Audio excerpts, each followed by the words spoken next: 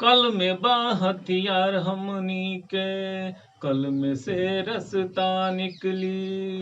कल में बा हथियार हमनी के, कल में से रसता निकली। कल में बा औजार हमनी के, कल में से मामला सुलझी। कल में बा हथियार हमनी के, कल में से रसता निकली। लाठिया बंदूक चलावल बर्बरता के निशानी होला।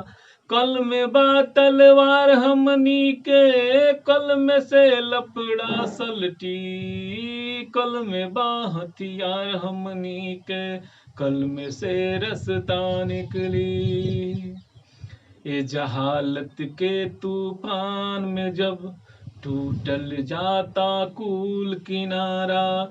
कल में बा पतवार हमनी के, कल में से बेड़ा पार लगी। कल में बा हथियार हमनी के, कल में से रसता निकली। जमीन से जायदाद तक सब कुछ बा वही लोग के, कल में बा अधिकार हमनी के, कल में से फंदा कटी। कल में बा हथियार हमनी के, कल में से रसता निकली। का पुलिस और का अदालत कहीं चले ना जोर आपन। कल में बा यलगार हमनी के, कल में से सिस्टम बदली। कल में बा हथियार हमनी के, कल में से रसता निकली। अफीम के नशा करके सूतल नौजवान जहां, कल में बा ललकार हमनी के, कल में से तख्ता पलटी। कल में बा हथियार हमनी के, कल में से रसता निकली। केहू के बहकौला में रास्ता से तू मत भटका।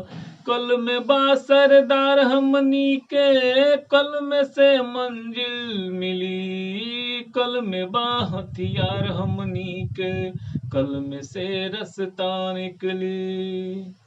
घंटा हिलावल छोड़ के आव कलम उठावल जाओ। कल में बा पैरोकार हमनी के, कल में से किस्मत चमकी। कल में बा हथियार हमनी के, कल में से रसता निकली।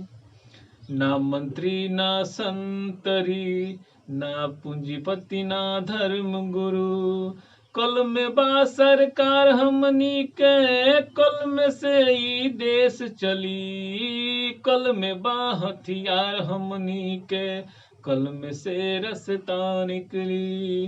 कल में बा हथियार हमनी के, कल में से